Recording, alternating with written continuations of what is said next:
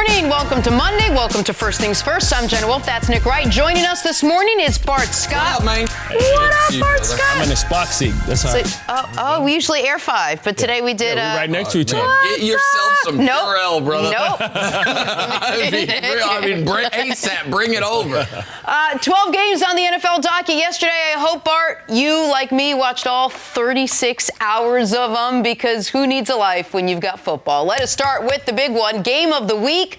Dak Prescott and the Dallas Cowboys taking on Tom Brady and the Patriots in Foxborough. Pick it up in the first quarter. No score also. Brady to the rookie N'Keal Harry for his first career touchdown. It was a beauty. Pats take a 7-0 lead. We jump to the fourth. Cowboys down 4 and driving. Dak to Ezekiel Elliott for the first down, but Dallas penalized for a questionable tripping call. They got 2 tripping calls in this game. Couple of plays later, Dak finds Amari Cooper on a beautiful 4th and 11 play. Big first down, but the play is reviewed, and you can see the ball hits the ground. Turnover on down. 0 catches for Amari on the day. Patriots hold on for the 13-9 win. All right, Nick. This was a game that Cowboys could have won, very easily could have won this game. Who do you blame for Dallas's loss? Well, I'll tell you first who I'm not going to blame. I'm not going to blame the officials. The tripping calls were awful. There had been 7 tripping calls in the league all year. There were 2 in this game. They were both questionable. But guess what? Welcome to playing the New England Patriots the last 2 decades. In Gillette, outside of Gillette, there's going to be usually at least 1 call a game that goes in their favor. Bake that into the math when you're figuring out if you can beat them.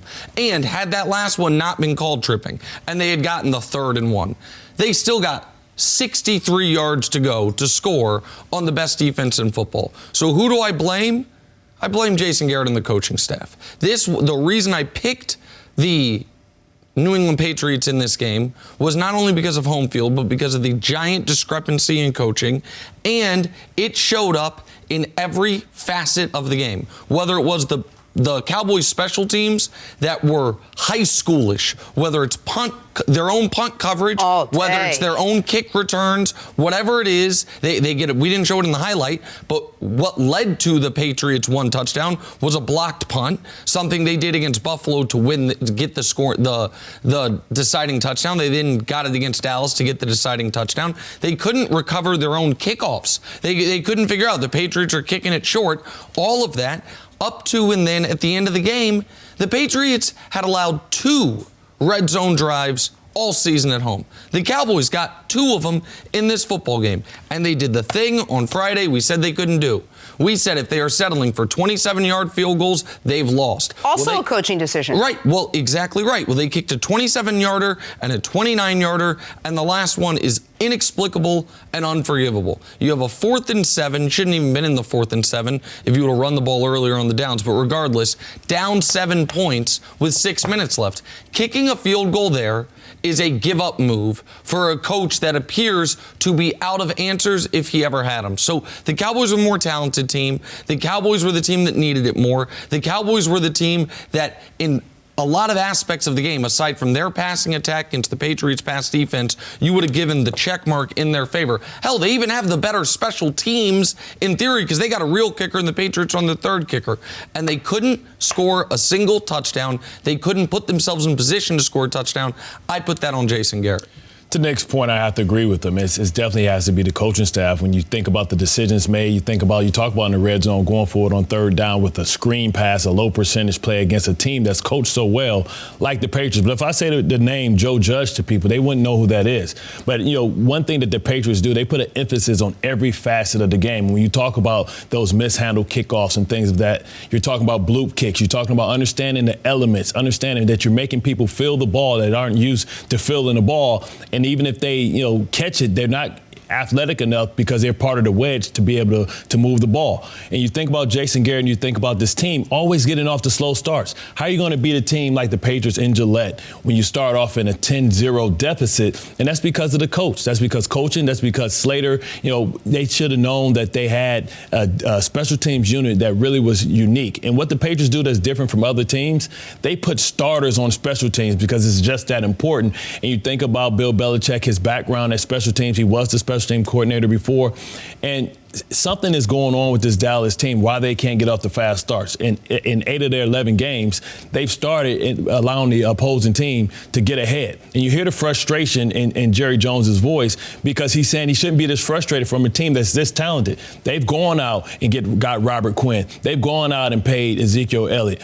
And an honorary mention has to go to Dak Prescott because what we've seen when teams beat the Patriots, and it's only been one this year, but when we've seen teams that beat the Patriots, it's because their quarterback was special. Now, Dak did nothing to lose the game, but he wasn't elite. He didn't make the winning plays that ultimately good quarterbacks, franchise quarterbacks do when you have to beat Tom Brady and the New England And just Patriots. real quick, you said people don't know the name Joe Judge. Joe Judge, the Patriots special teams coordinator, who just outclassed any coach on the Cowboys coaching staff the whole game. What was the stat that you gave us on Friday about where the Patriots are when leading at the half? They were 104-1 since Brady took over at home when leading at half, which was another reason why you looked at the drive right. People are going to focus on the drive at the end of the game where they settled for a field goal, but the drive at the end of the half when they settled for a field goal. Like, you are playing in the toughest environment in sports. And what you can't do is, you mentioned Dak, it would be an honorary mention for blame. After the punt is blocked and you're down 7-0, what you can't allow is the avalanche of mistakes. And Dak makes his one big mistake 3 plays later. But the Cowboys did not have a plan. When they got down in the red zone after the one big pass play the whole game, the Randall Cobb play where, by the way, that one almost turned into a disaster because the ball's punched out when Cobb's running up the sideline. He's just lucky enough to bring it back in. You have to know you are in 4-down territory immediately. And when you run the ball with Zeke on first down and get in a 2nd and 7, when Zeke actually didn't get as many touches as he should have, but he was effective, what you need to say there as a coaching staff is, it is situational football. A few weeks ago, the Cowboys got criticized for going to Zeke too often. It was in perfect conditions. Dak was playing great. This was terrible conditions. Dak was struggling. 2nd and 7 inside the 15-yard line. The question needs to be, if we hand the ball to Zeke on 2nd down, on 3rd down, and on 4th down if we need to, can we get 7 yards? Can we just run Zeke repeatedly till we score a touchdown? Instead, he didn't touch the ball again. You throw a ball to Jason Witten, and then you throw a ball to Blake Jarwin, the only pass all game, by the way, that crossed the mouth of the goal line, the only pass that, if caught, could have actually immediately resulted in a touchdown, but Dak throws it out the back of the end zone, and now you're kicking a field goal as opposed to going for it, even if you don't get it. The Pats are backed up inside their own 15, and you're still, even after you made the field goal, they needed a touchdown. If they hadn't kicked the field goal, they needed a touchdown. It made no sense. Bart, what does it say about this team that, once again, they failed to beat a team that's above 500? They can't beat good teams. And we know that they're personal. They have one of the best rosters in the game. That's why the coach is on the hot seat. That's why he's been, rumored to potentially, if he's let go, to be a head coach for the Giants. Also, I think the elephant in the room is Matt Rule. We thought it would be Lincoln Riley, but Matt Rule and what he's doing in Baylor, I think it's really putting pressure on them because, we've seen this happen with Tampa Bay before, right? We've seen Tony Dungy, good coach, just couldn't get him over the hump. What did they do? They brought a guy in like Gruden because they know the clock is running out. The clock is running out for this Cowboys team, for this core, because they know once you play Dak Prescott, then now you're going to have to start losing some of your most valuable pieces. And, this is the window that they're in. They went all in. They made, they brought in Quinn. They traded for Bennett. They're trying to win right now. And I think they were fooled with the light schedule earlier. And they're in trouble because their schedule continues to get, a lot harder on a short week against the Buffalo Bills that play tremendous defense with a quarterback that's unpredictable. He can be great and he can be, or he can ruin the game. So this team is going to have to figure it out in short order. And if they really care about their coach, they're going to win some tough games because if they don't make it to the playoffs, and listen, we know that the wild card player isn't coming from this team isn't coming from this division. If they do that with the best team arguably in the NFL, with Jason Garrett's going to be saying bye-bye. Absolutely. Jason Garrett, I think the last truly important game Jason Garrett ever coached was last week.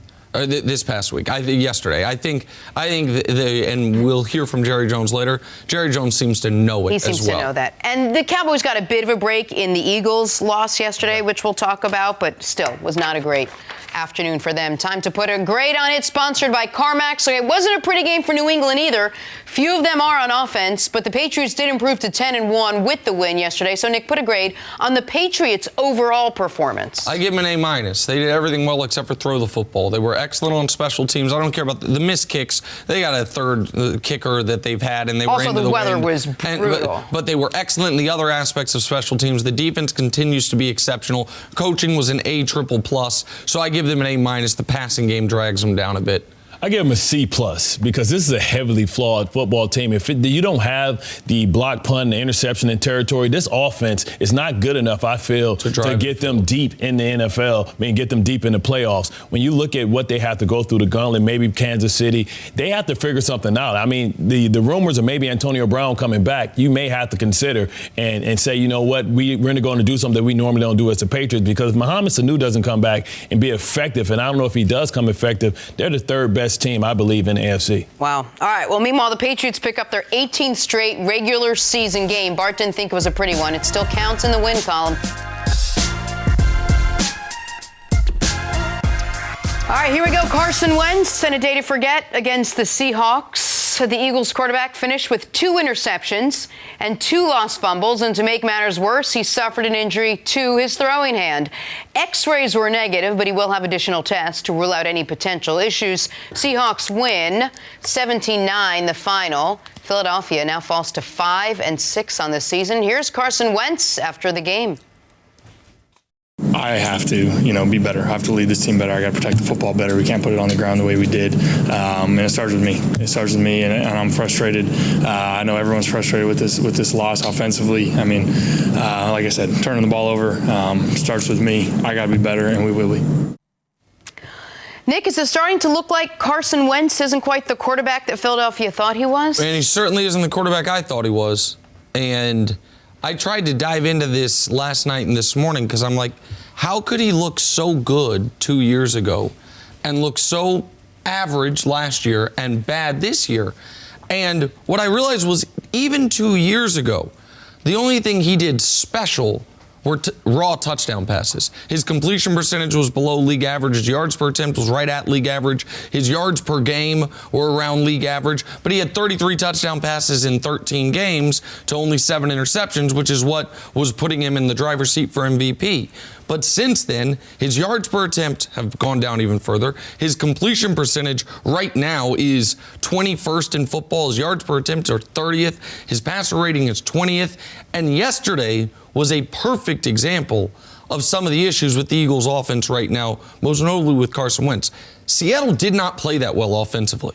Seattle got 1 touchdown early, and then from that moment on, Philadelphia had 7 possessions before Seattle got in the end zone again on the long run by Rashad Penny. 7 possessions with a chance to tie or take the lead. And here's what they did. Carson Wentz fumble, Carson Wentz pick, 3 and out, 3 and out, 3 and out, Carson Wentz fumble, and a 5-play, 11-yard drive that led to a punt. And then Seattle said, okay, if you're not going to take it, we, I guess, will. Rashad Penny goes for 60, and the game's essentially over at 17-3. The question I would have for folks, and again, I appear to have been very wrong on Carson Wentz. What does he do that's special? What is the thing that Carson Wentz does where you're like, wow, he's top 5 at that in the NFL? Because Bart, his MVP season, or his near MVP season, it was making plays off schedule. Okay. But in today's NFL, with Deshaun Watson and Lamar Jackson and Patrick Mahomes and those guys and Russell, Carson Wentz is good at making plays off schedule, but he's no longer elite at that because the rest of the league's gotten better at it. So what does Carson Wentz do that's special? I can't find the thing right now, which to me is very surprising given how good I thought he was just 12 games ago. I think what we're looking at is a team that's run out of moves, right? They've been one of the most active franchises in the past in bringing in and acquiring talent, bringing in talent. They go out, they bring Deshaun Jackson back. Yep. They make the trade a couple years ago for Alshon Jeffries, and they always was acquiring talent. But I just feel like they're out of moves. They didn't have a move this season before the trade deadline. They lost Darren Sproles. They lost a lot of talented players. Jay, he left. They brought him back. And you look at, you're talking about his yards per attempt. Yeah, what'd you say, 7 yards? His yards per attempt right now are about 6.5 yards per Like attempt. 6.5. 30th in the NFL. And most of those receptions go to who? Tight ends. Right, Zach Ertz, right? Zach Ertz, again, 3 games with 9 or more receptions. So you're not going to have a lot of, yardage, per attempt isn't going to be up that way because he has no receivers. Short passes. Yeah, all short passes, he has no receivers. Who's he throwing the ball to? You talk about the drops of his receivers. You talk about the inability of the receivers to get open. I think he is an elite talent. I just think that he's not surrounded around talent. Once again, another team that's linked to Antonio Brown because they understand that he doesn't have any talent around him. So he's carrying this football team, and this offensive line is getting older, and they're a little bit. This is their last chance. This is their last chance, and then they're out of the window because he's paid, and they're going to lose a lot of talented players. They've had, injuries on the back end. You talk about Rashad Penny, what he was able to do. That's controlling the line of scrimmage. He had a career day, and the turnovers is because he's out of desperation trying to make plays off schedule, but he doesn't have anybody to be open. Just remember, we were just talking about Nelson Aguilar being trolled by the kid that was catching babies out of a building, and the first thing that he went to is the fact that Nelson Aguilar can't catch. No elite players at that end. So how does he score? How does he has to manufacture everything? Too much on his shoulders. But yesterday he was missing 3 wide receivers. He was missing a running back. He was missing 2 offensive linemen. Could you say that maybe injuries have plagued this season? Of course injuries have played a part of it, but then don't turn the ball over 4 times. Like, if you're going to have to play... What does that mean? He's trying to do too much? Whatever he's trying to do, it ain't working. and if you're going to have to play a game that 13 points might win, then... And by the way, I understand Seattle ended up scoring 17, but that was after all of the turnovers. Then your number one job is take care of the football, because this was one of Russell Wilson's worst games of the year. Yeah. Seattle, even the running game, the numbers look great because Rashad Penny popped that big one for 60 yards. Yeah. But that was after Philadelphia had chance after chance to win this game. But I don't want to put it all on Carson Wentz. There was also, to me, a moment at the end of the game that was odd. And you speak to this from a defensive player. Tell me if I'm reading too much into it. They're down 17-3 in the fourth quarter, and I am all for celebrations. I'm all for celebrating when you do something successful. I'm not the guy that gets mad at that.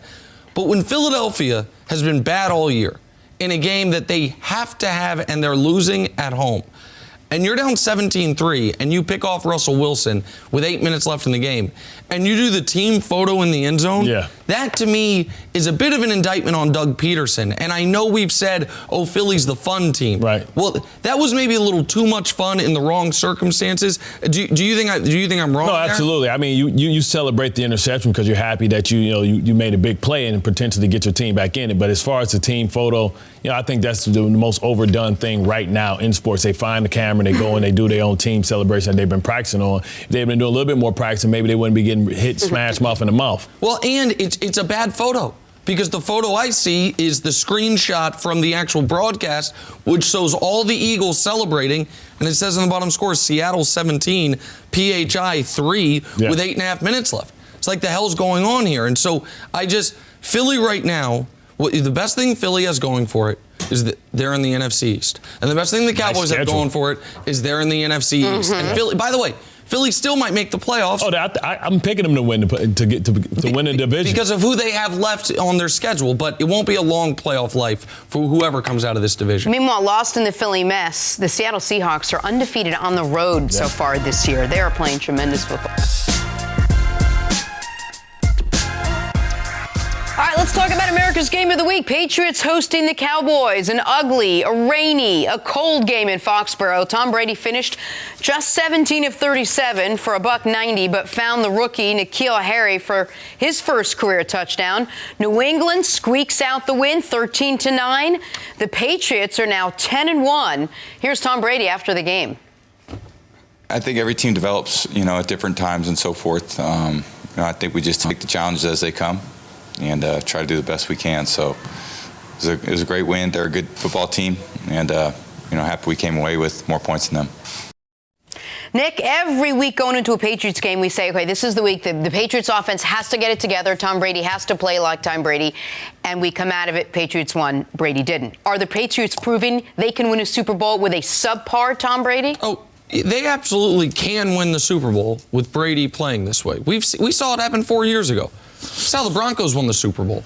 an all-time defense, an all-time quarterback that was playing nothing like it, just holding on for dear life as the defense drugged them across the finish line. So yes, it can happen, but I have been 100% correct on this Patriots team. And folks that don't want to acknowledge that they are a team that is right now a passing offense away from being an all-time great team, and instead they are an all-time great defense and coaching unit being held back by a below average, well below average passing attack, is lying to themselves. They've played 3 games this year, Bart, against teams that if the playoffs started today, they'd be in it, right? Yep. One, they lost to Baltimore. One, they beat Buffalo. Why? Blocked punt touchdown. In a game they scored 16 points. The other one, Dallas. Why'd they win? Blocked punt that set up their only touchdown. In a game they scored 13 points. Now, because the weather's getting bad, the Patriots are going to be the 1 or the 2 seed. Belichick, if they do get to the Super Bowl against a really good team, he's going to have 2 weeks to prepare. Like, you can't cross them off the list of Super Bowl contenders. They're 10-1. But right now, their quarterback and their passing game is the biggest weakness on their team. Just like it was for the 2015 Denver Broncos. Now, Peyton was playing far worse than Brady's playing right now, but it's the same story. And that's not disrespectful to Peyton Manning, and it's not disrespectful to Tom Brady. It's just the only read you can get when you watch this team play, Bart. They're so heavily flawed, and I think they're missing 2 players more than anybody thinks is going to come back to bite them. I think Gronkowski, because listen, I played with Nick Folk. He can be very streaky. He can be a good kicker, but he can be horrendous as well. And he missed 2 yesterday that you would think if that was Gronkowski that was healthy. Oh, Gostkowski. Gostkowski. I'm sorry, Gostkowski. Those would be you can write them and put them in the bank. Also, Devlin and Gronkowski is really concerning for me because when you have an offense that really can't throw, when you go against elite teams that can really match up with you man-to-man, like Baltimore on the outside, then you're going to struggle to run the football because you can't get the edges, you can't secure the edges. And Sony Michel, even though he has flashes, you really can't go out and ground and pound like we saw them ground and pound their way through the playoffs last year. So I'm concerned about this. Well, I'm not concerned because I'm not a Patriots fan, but I think that this is a heavily flawed team that could be one and done in week 2 of the playoffs. Can Tom Brady not throw the ball, or does he have no one to throw the ball to at this yes point? And yes. Go ahead. Okay. Well, yes and yes, because when you think about Tom Brady, you think about the elements, and we talk about the weather conditions, and he's always had a strong arm that could throw and cut through the elements. I think that part of his game, like we saw Drew Brees last year, that arm looks tired and old, and he's really doing it with smoke and mirrors. That was a tremendous back shoulder fade, but that was more about touch than fitting it in tight windows. And teams, I believe, are going to start trying to challenge the Patriots at the line of scrimmage because they don't respect the fact that they have elite, position players on the outside. So they're going to have to be able to beat man-to-man coverage. And a lot of times, Tom Brady can get them in the best plays and route combinations. But I don't think at this point he can really beat them with his arm, just his mind. They cannot drive full fields for touchdowns. If you don't turn the ball over against the Patriots, they are scoring 3 points maximum the vast majority of the time. Hell, even after the Dak pick, they could only get 3 points. Their only touchdown came on the super short field because of the blocked punt. And I understand that some of this is absolutely on the receiving court. I get it. But one of the things that made Tom Brady so great among his many list of accolades is not only was he accurate, he was extra accurate. If the ball needed to be low and away to prevent you from taking a hit, that's where he delivered it. Now, I know early in the game, it was a lot of those passes were called drops. They were maybe drops, but they were passes that were missed, that were, especially in those conditions, going to be incredibly difficult catches for anybody, great wide receiver or not. They were high and outside when they didn't need to be. And we see him skipping passes into the dirt that he otherwise wouldn't. Since week 5, he hasn't had a single good football game. Yeah. Since week 5, he hasn't had one good game. Over the course of the year, he's 27th in completion percentage. That is behind Mitch Trubisky, who his team wants to bench. He's 28th in yards per attempt. That's behind Joe Flacco, who his team did bench. He's 21st in passer rating. That's behind Marcus Mariota, who his team did bench. Brady is the greatest to ever do it. Right now, the passing game is the biggest weakness on the Patriots. Both those things can be true. They were true before yesterday, and they were true yesterday. If they had a good passing game yesterday, Bart, the Cowboys are never in this football game. Well, the difference in this team is 28-10 turnover margin because they're good at putting them on short fields and scoring touchdowns for them, and that's how they're winning ball games.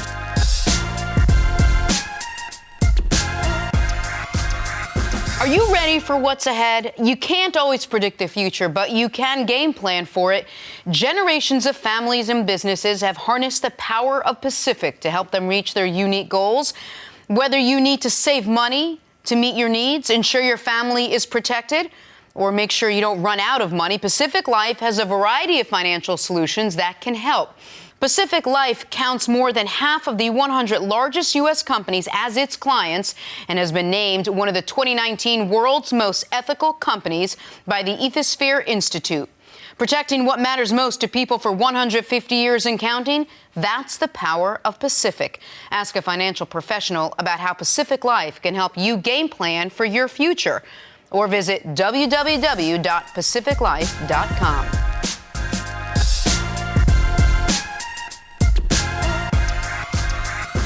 All right, Brady had a tough game yesterday. So did Aaron Rodgers. Woo! Green Bay in the Bay, and this was all Niners from the get-go. San Fran sacked Aaron Rodgers 5 times, pestered the heck out of the guy all night. Jimmy G, on the other hand, 14 for 20, 253 yards and 2 touchdowns. With his favorite target, George Kittle, hauling in 6 catches. Does he get so open? For 129 yards, and this his first score since coming back from being injured. Niners win big 37-8. They improve to 10-1. Packers with the loss fall to 8-3. Here's Richard Sherman on his quarterback. Jimmy Garoppolo is our leader, and we will follow him into the darkest of dark. We'll follow him into a dark alley, and I guarantee you won't touch him. Because you got guys that he goes to battle and to fight for us every day, and we have an obligation to go to battle and to fight for him. We kind of thought the Chargers loss would be their one big disastrous loss of the season. Nick, do you have any doubts about the Packers after what you saw last night? Yeah, last night was not good. This is my Super Bowl pick out of the NFC. They played a team that right now is the Super Bowl favorite out of the NFC, and they looked outclassed. And it's the worst game I've ever seen Aaron Rodgers play. Yeah. And the worst game. The worst game. He dropped back 38 times. They got 66 yards on those 38 dropbacks. If you take away the yards from sacks, and the first 8 drives of the game, there's the strip sack, 6 yard, 1 yard, -3 yards, 1 extended drive, 52 yards, turnover on downs on that one, 0 yards, 4 yards, -7. Wow. And good night, good luck. We'll see you next week. And this was a wildly important game for Green Bay. They're coming off a bye. The Niners have looked wobbly for a few weeks now. The Cardinals almost beat them. Then the Seahawks did beat them. Then the Cardinals had them beat until a great play at the end of the game by San Francisco. This was the time to get the Niners. They know they've got road games against Baltimore, New Orleans, and Seattle all still coming up, that they could go from the 1 seed to the 5 seed like that. Yeah. And Green Bay got mollywopped, an old-fashioned butt-kicking. And, I still think the Packers, at their best, can beat anybody. But they had an opportunity to show it last night, and this game was over 10 minutes in. Yeah, styles make fights, and this just is a bad matchup. I think the better matchup is the Saints because they're a physical football team against that. The Niners. The Niners. It's just... He struggled against teams that have guys who can get pressure with you with 4, and you can say that about any quarterback, right? But also that cover 3 where they're just kind of looking and lurking. And once again, when did Jimmy Graham become a bum? I've never seen a guy go from being one of the most biggest matchup nightmares in the game. He was Kittle's. And now he's just not a leader. Now they need a second receiver. They gave up a lot to bring him there. If you take Devontae Adams away, what can you do? And I just think that this offense has been, getting us with smoke and mirrors because that defense has been so elite, getting turnovers and change of possessions, and they really haven't figured this thing out. They can't manufacture big plays. They can't manufacture big plays. And you look at when the San Francisco 49ers have struggled, it's against teams that have mobile quarterbacks, and you think of Aaron Rodgers like that, but he really wasn't making plays and making them pay with that cover 3, everybody dropping back, and he was trying to fit into tight windows, and those receivers, once again, can't get separation. Aaron Rodgers said in that press conference, we were prepared. We were prepared all week. We were prepared in practice. Mentally, we were set. Physically, we felt good. So They're if just you're better. players, what does that mean they're just better? Some people think the Packers are just better than the 49ers. How do you come out with all that preparation? Because they couldn't block them. Because they just couldn't block them. That game was won by the Niners defense. The trenches. And it was flatly Now you can, to me, what the Packers allowed the Niners to do when the Niners had the ball, that's some real. That shouldn't have happened. Emmanuel Sanders was there, but barely. He was clearly still dealing with an injury. Matt Breida is not playing. Yeah. Kittle is the only guy who can hurt you, and you let Kittle kill you. That can't happen. And I want to give credit to the Niners because they now put it was an enormous spot for them and their first opportunity post Seattle to prove doubters like me, no, we are as good as our record says we are. But your point about matchups is the key one. If this game happens in the postseason, I still think the Packers can make the Super Bowl. But I think they have to avoid the Niners on the path because you're not getting new offensive linemen. And that Niners front won this football game. That's all it was. Now, Jimmy Garoppolo, I want to give him credit. He played very, very well. Yeah. But he didn't have to play well because of how great that Niners D front was. And they didn't even have D Ford yesterday. I've been that team before. I mean, that type of team makes you make decisions, business decisions. You've been which side? I've been San Francisco, a physical football team, and the Green Bay Packers aren't designed to beat physical football teams. They can't really stop the run up the middle because they're light, and they have to beat teams that are more finesse teams because they really are a finesse team that are built to play from ahead and let those pass rushers on defense and those corners on the outside stop you. They're not a team that's going to stop you at the point of attack. When we've seen them struggle, they struggle against teams that can run the football. You've seen them struggle against Philadelphia Eagles early in the season where they just got hit in the mouth. All right, big win for San Francisco. 10-1 record, best team in the NFC Should be 10-0-1 if they'd have just taken the tie. I know.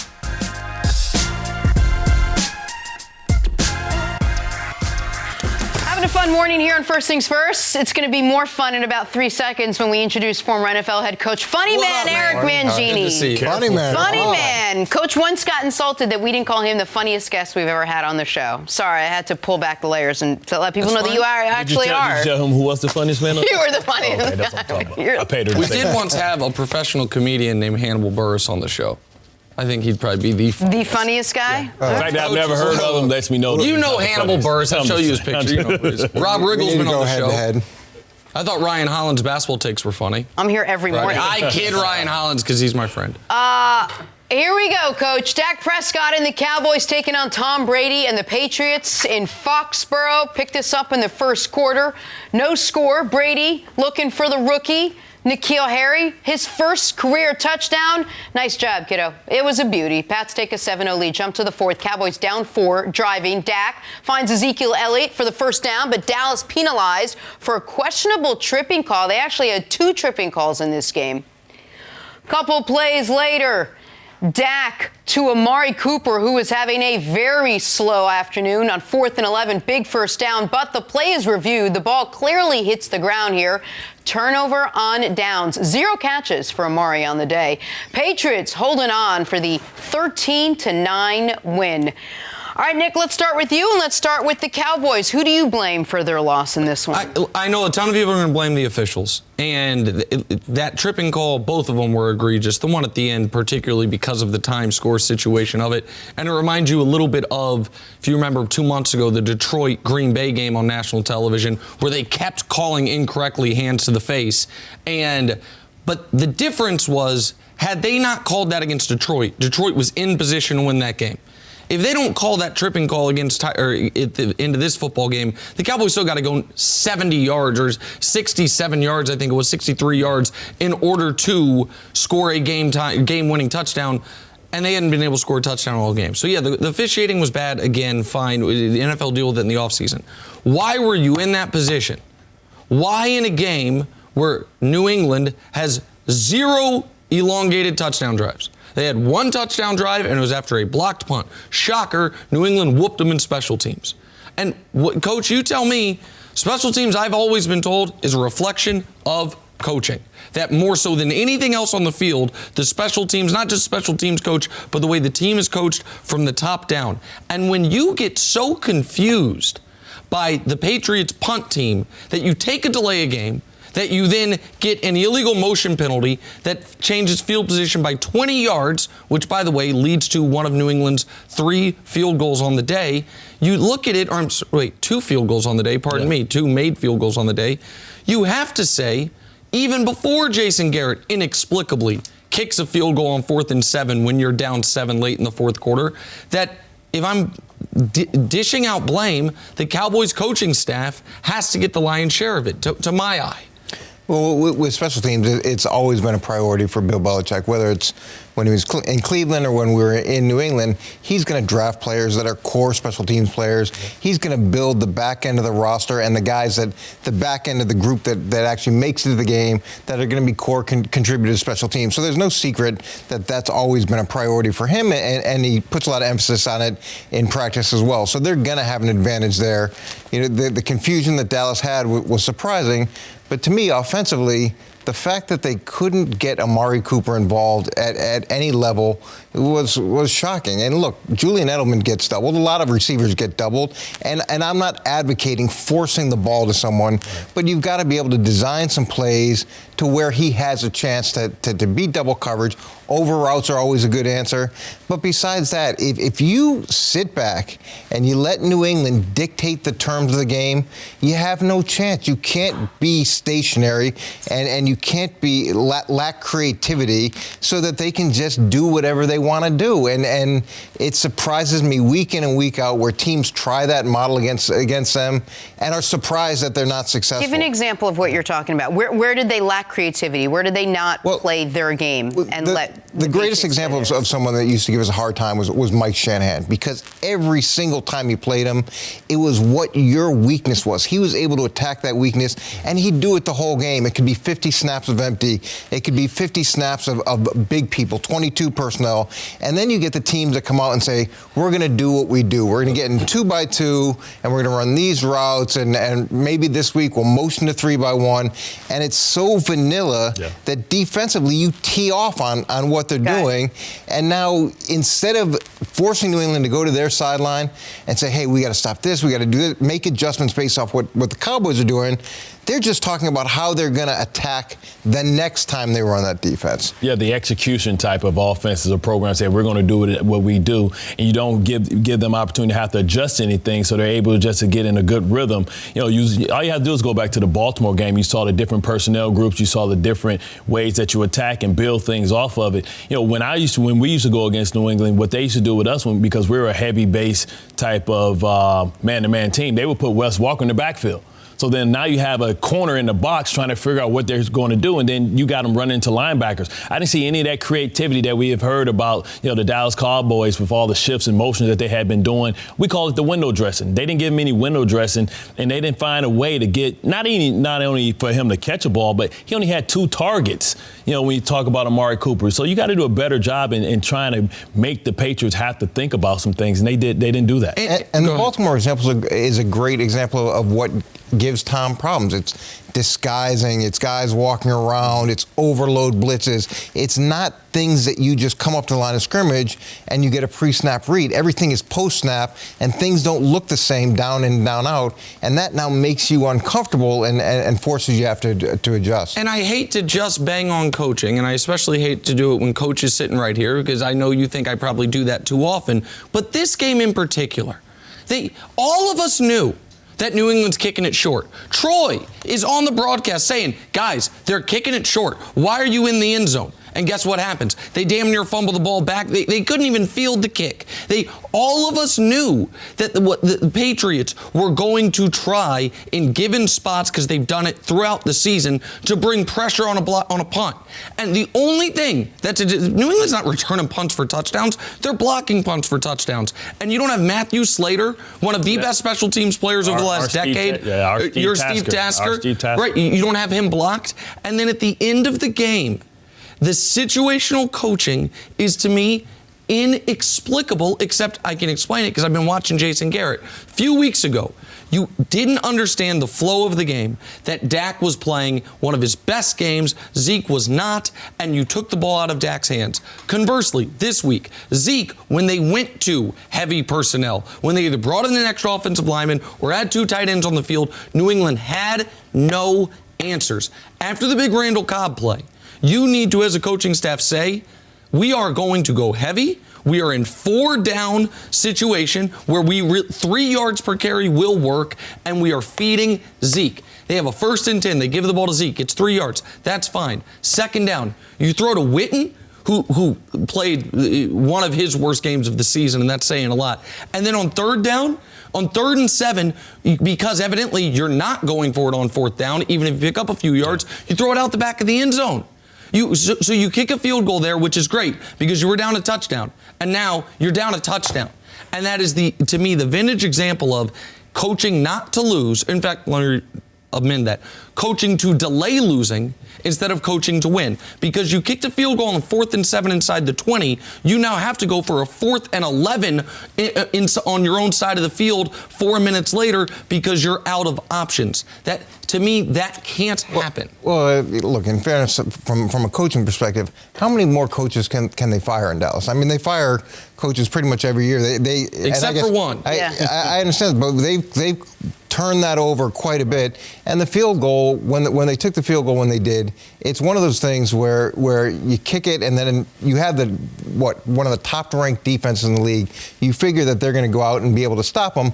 But if they don't, it is an insurance policy. If New England goes down and kicks a field goal, you still have a chance to be in that game. If you go for it on 4th and 7, New England gets a drive and kicks a field goal, the game's effectively over. Right, but I guess my argument, my pushback there, the problem would be is you have to know that if they were down 6, I feel very differently. If they're down 6, where now a field goal cuts it to 1 field goal, what were the odds that Dallas, who over the first 56 minutes of the game had not been able to drive the ball on an extended drive throughout the entire game, was going to, in a 2-minute offense situation where New England knows what you have to do, going to be able to drive the length of the field? Because they did get that stop. They got the stop they wanted to get to where a touchdown could win, and they ended up throwing an incomplete pass on 4th and 11. Well, you're trusting Dak Prescott, right, who was one of the hottest quarterbacks coming into this week, throwing for over 800 yards in the last 2 weeks.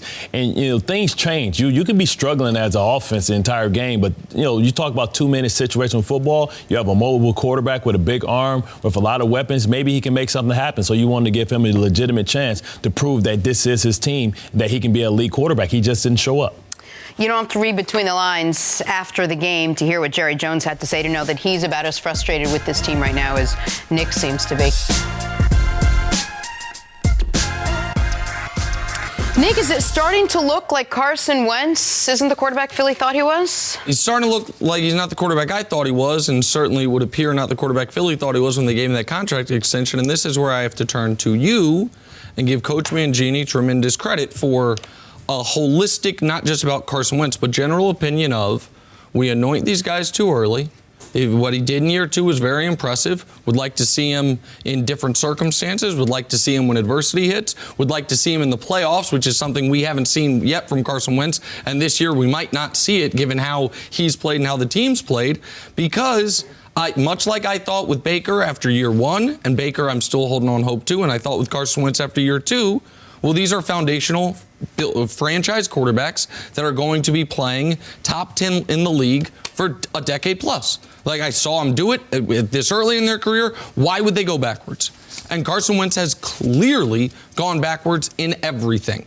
Last year, I said, you know what? Sometimes even Brady, the year after the ACL, that was 2008 was the worst year he had for the better part of the next decade. And I think a lot of it was because he was not fully himself a year removed from the knee injury.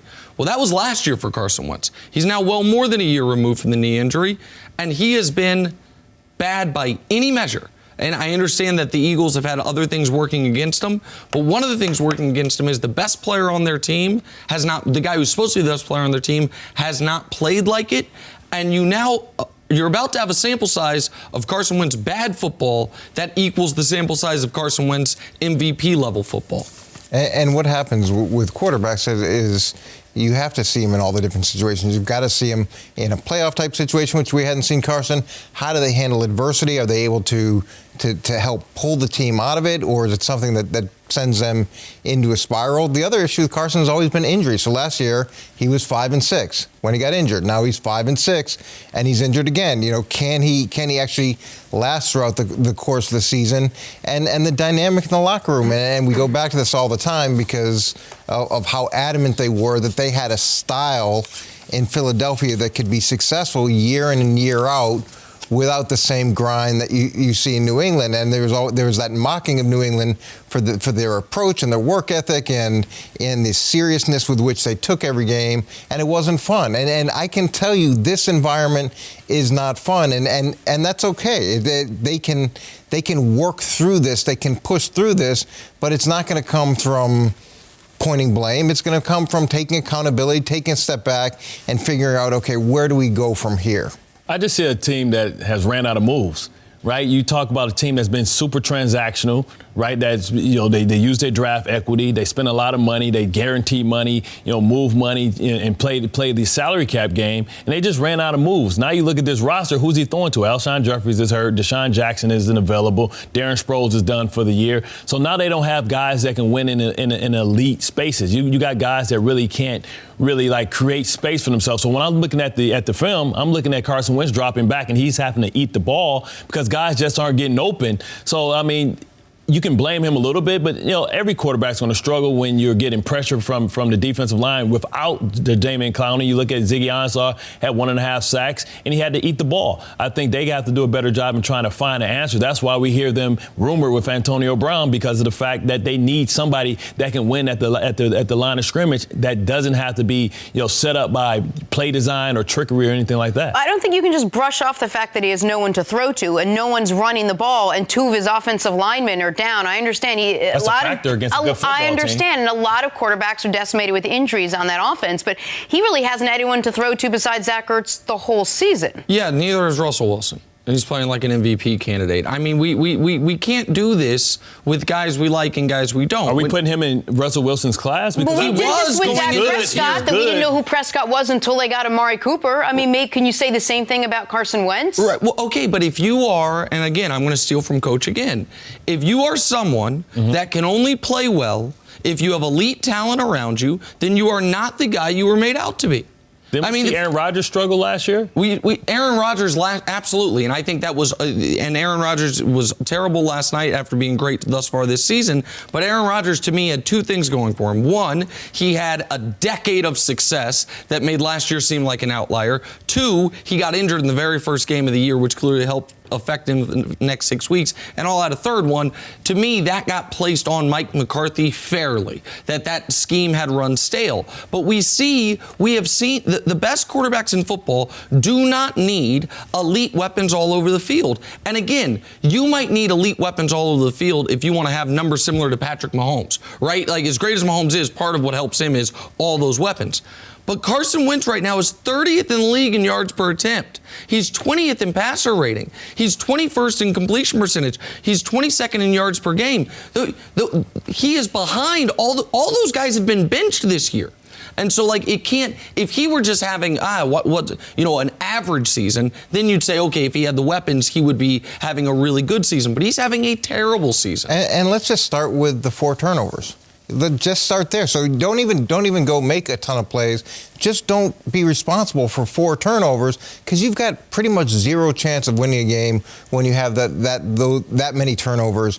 And in terms of him being a force multiplier, that's the hope. When you pay these guys these gigantic contracts, you're hoping that they can take a N'Keal Harry and make him better. You're hoping that when you've got to play another rookie wide receiver and he can go in and have 4 catches or whoever's in the game, you can get the most out of them by what you do. And if you have to constantly support these guys with elite talent, they're probably not worth an elite contract. those other guys that are supporting him are worth the elite contracts. Except Dak Prescott needed the elite talent to Because warrant he ain't his, great either. But he's going to make more money than anyone else in the league as a because quarterback. the quarterback money's gone crazy. But the argument of, well, but Dak needed it too, I don't think it's a great argument just because I don't think Dak is one of these, as great as he's been this year, I don't think he's one of these top flight, gotta pay $35 million a year quarterbacks. Only like 4 of those in the league, though. All right, guys, time now for drawing a blank. Here we go. Jimmy G carried the Niners to a blowout win over the Packers last night, finishing 14 of 20. He had 253 yards and 2 touchdowns, but Bart will let you decide. The most impressive individual performance on Sunday was blank. I'm going to go Drew Brees. On a day where clearly the defense didn't have their best stuff, he was able to manufacture a game-winning drive. I think his 36th fourth-quarter game-winning drive, and we knew there was no doubt once that field goal was missed that he was going to get his guys in position to win the game. I think they're the best team in the NFC, the most complete team in the NFC, and eventually this defense will get back to playing elite like it was early in this year. Yeah, I really liked Derrick Henry yesterday. 8.4 yards a carry, 160 yards, 2 touchdowns, and just the physical way that he plays and the tone that he sets, it's impressive. Your friend Mike Vrabel has the Titans in it once again, a team nobody talks about, and Coach might have been the only person in America watching the Titans yesterday during Cowboys Patriots, but I'm glad you gave him a shout out. I'm going to go to Baker. The Browns absolutely had to have it. Baker was sensational, 320 yards, 3 touchdowns, found Odell in the end zone for the first time since week 2 against the Jets, a 119 rating, as the Browns set up, as you mentioned, Bart, what's going to be a hotly contested, tempers flaring rematch with the Pittsburgh Steelers here in a week, with maybe that second AFC wildcard spot on the line, but the Titans will have something to say about that as well. All right, from the good to the bad, Carson Wentz finished with a career-high 4 turnovers against Seattle. Eagles lose 17-9. They dropped to 5-6 on the season. So, Bart, the most disappointing loss yesterday was blank. Has to be the Oakland Raiders coming all the way across town. You talk about Derek Carr completing 74% of his passes going into the game, playing the New York Jets. For him to get benched in the third quarter, I mean, you talk about the 30-burger put up by the Jets and a dominant performance. You got to go with them because all that they had in stake, an opportunity to really position themselves for the wild card. They were in the wild card in the 6th seed, but opportunity to maybe compete for the division. It has to be the Oakland Raiders. Just real quick on that, it sure seemed like the Raiders were looking ahead. Next week, they're in Kansas City. It would have been 7-4 versus 7-4, division potentially on the line, and they lay an egg beforehand. Yeah, look, it's hard traveling across the country and playing those early games. But for me, it was the Packers, and they're traveling across the country, and the last time they didn't do very well, and they said they had a better week of practice, a better week of preparation. They come out and start the game the way that they do, and it was disappointing across the board just because Aaron Rodgers, they were dominated defensively, or their offense was dominated by San Francisco's defense, and Aaron Rodgers had no chance throughout that game to get anything going. I'm with you on the Packers because of the missed opportunity. Since Aaron Rodgers has been the quarterback, the Packers have been one of the best teams in football, we think. And the Niners have had one good stretch of football. Yet over that stretch of time, they have the same number of first-round buys, the same number of conference championship game appearances, the same number of Super Bowl appearances. Green Bay obviously won theirs. Yep. San Francisco lost theirs. And now the Niners are the team positioned for a first-round bye. Green Bay is the team that's positioned to once again have a very difficult road to the Super Bowl. And by the way, they now have the same record as the Minnesota Vikings, and Green Bay all of a sudden could be the 5 seed if they drop another game. So the Packers, and because they were just annihilated for all those reasons, I say Green Bay. I agree with Coach. All right, move on to the New England Patriots. It was a wet game. It was an ugly game. It was a cold and windy game in Foxborough, but Tom Brady and the Patriots did what they do best. They just won the game, taking down the Cowboys 13-9. Bart, the best team win yesterday was blank. I'm going to go to Seattle Seahawks. Talk about teams that struggle going across country. Well, this is a team that didn't. You look at what they were able to do in running the ball and finding ways to win. Without their best defensive player, Jadeveon Clowney, Ziggy Ansah stepped up, turned the clock back a little bit, got 1.5 sacks, and they harassed him, was able to get 4 turnovers, put their team on short fields and make the game-winning plays. Got to go to Seattle. Yeah, to me, it's got to be the Patriots. And I hear people talk about New England's victories, and they say, well, it wasn't pretty, or they had to use a trick play, or whatever the case. It doesn't matter how you get the victory. It's collective, and they were able to gain an edge on special teams yesterday. Tom's playing again with two receivers that really are getting some of their first work. N'Keal Harry getting his first work.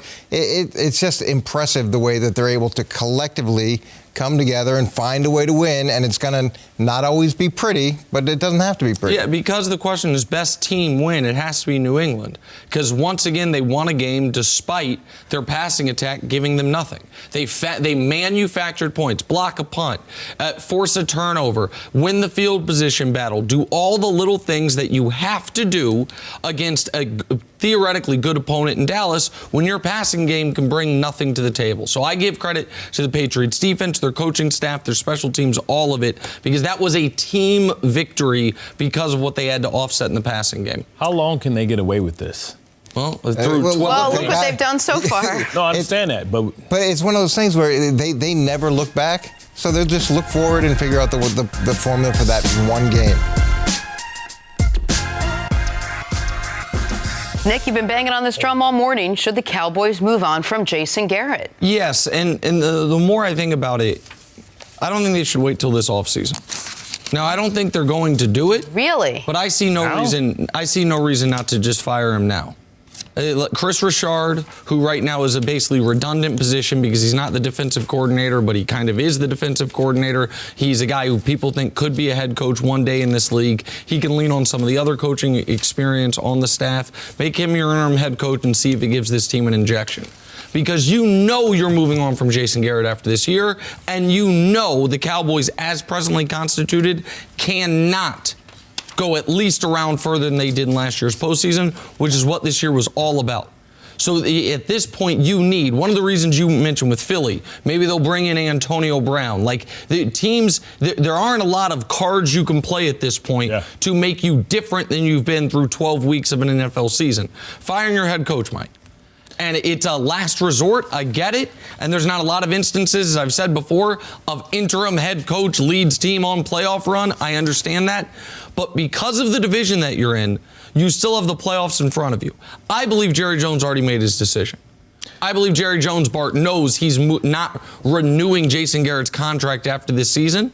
So what's the argument against firing him right now? Will you do that before getting rid of the special teams coach? Well, that's today. That's just one bad play by a coach. I mean, I think what Nick is alluding to is just a pattern of just mediocrity. When you look at Jason Garrett, he's been there 10 years. He's only won, 3 playoff games out of his 5, but he's only got a team there that we've thought has had one of the best rosters. He's not a guy that's elevating the talent around him. He's a guy that, just kind of stabilized the water. He's not good, not bad. He keep the team about 500, and that's not what you pay him for. So usually when you look at it, like I used to always look at Tampa Bay, and when they got rid of Dungy, they brought a guy with an edge and Gruden. He got the W, got him over the hump. They need somebody that can get them over the hump, because the fact that they can't beat a team above 500 is alarming to me. The fact that they can't go out and win games, the 50-50 games. We want to anoint Dak and say that, he's a guy that should be the highest paid, quarterback in the league. But look at his resume. This team is all in. And the fact that he's a lame duck coach, the fact that they didn't give him an extension, usually they give a guy at least a 1-year extension. So if he gets fired, he has 1 more year of being able to look for money with pay. Tells you a lot. It tells you everything. And I think in Texas, when you think about Lincoln Riley being there, you think about Matt Rule being there, I think he's looking at somebody that can come and maybe try and get the best out of Dak Prescott, because they're going to lose a lot of elite players. And you look at this offensive line, Tyron Smith is getting older. A lot of his talent on this core is starting to age, and they're going to age themselves right out of their window. This is one of the best coaching jobs in sports. You have an owner that will spend as much money as they are allowed to. You have the best facilities in the world. You are on television more than any other team. I know all NFL teams are on television every week, but you're on national television. Big spot. More than any other team. You have the biggest fan base. And the organization, when they've prioritized it, you want Jimmy Johnson, a great college coach, get him from the college ranks you can. They brought Bill Parcells out of semi-retirement, brought him in. They settled on Jason Garrett, and they've settled there for a decade. And so I just want to know the argument against moving on from him now. What is it? That they'll underachieve more? that they won't sneak into the playoffs at 9-7, you know Jason Garrett's not back next year. It could create a spark, though. It could create a spark, to your point, where teams kind of punch above their weight for a couple of weeks because they, and you get new ideas. I just don't know if Broussard is the guy that you want to go with. Well, I guess the other option would be Rod Marinelli. Right. My point is, I don't know how much of a spark that brings, but one of those two guys on the defensive side, because you obviously can't go to either guy on the offensive side. Right. Kellen Moore is not. He just got this job. He's not going to be ready to do that. So even if it is Marinelli, because he's been a head coach before, fine. But when you watch yesterday's game, it was so clear that the Cowboys were outcoached in every facet of it. They couldn't tell the kick returner, move up 10 yards. Well, listen, it's not about that, because what happens is when they do the bloop kick, if you move them up, then they'll just kick it behind. The problem was they weren't prepared. They didn't anticipate the situation. The Patriots always do that. They never try and kick the ball through. And first of all, you got to understand, Nick Folk can't kick the ball through the end zone, especially in bad elements. Not against the wind. But how about the play, not even the blocked punt, but when the Patriots line up in punt coverage and they have nobody deep and the Cowboys are so perplexed, they take a delay of game. Then the next play, they do the exact same thing. They're still perplexed. They motion the guy in late. They end up erasing a really good punt because there's nobody deep, so of course it's going to be a good punt. 20-yard field position difference. You know what that drive ended up resulting in for the Patriots? A field goal, a critical field goal. One of the reasons the Cowboys were down 7 late instead of being down 4 late. The Cowboys could have lost yesterday's game, and you wouldn't blame Jason Garrett. There were ways for that to happen. But when you look at it, it's like, exactly what the entire football world was saying leading up to the game. Cowboys got more talent. Cowboys need the game more. Patriots have been shaky, especially offensive the last few weeks. But the coaching discrepancy is so great, I think New England's going to win. And what we saw was the coaching discrepancy was so great, the Cowboys needed a furious comeback at the end to have a chance. And I know people are going to focus on the refs. The officiating was bad. Great, no problem. It's going to happen. You can't change that. You can change who the coach is. And if you know, I think Jerry Jones, when he gave that press conference, Bart, that was him in real time realizing, I'm moving on from my coach. Yeah. So the question is, why delay until the end of the year? If I'm Jason Garrett, I'm going to make the case that maybe I should take over the offense so I can get more creative. I know we gave Kellen Moore a lot of credit, but the fact that he couldn't find a way to get his best player, Amari Cooper, the ball and only get him 2 targets could suggest that he can be the fall guy. And then listen, if it's going to be you or me, it's going to be you. And I'm going to make sure if I'm going to go out, I'm going to go out on my shield and go out calling the plays and going down how I want to go down. He's going to go out clapping. He's going to go out clapping. He ain't played state taxes in 10 years, man. He's balling. Thank you for listening to the First Things First podcast. Remember, leave us a review and tell us what you think. Subscribe to the podcast on Apple Podcasts and catch us on FS1 Monday through Friday, 6:30 a.m. Eastern.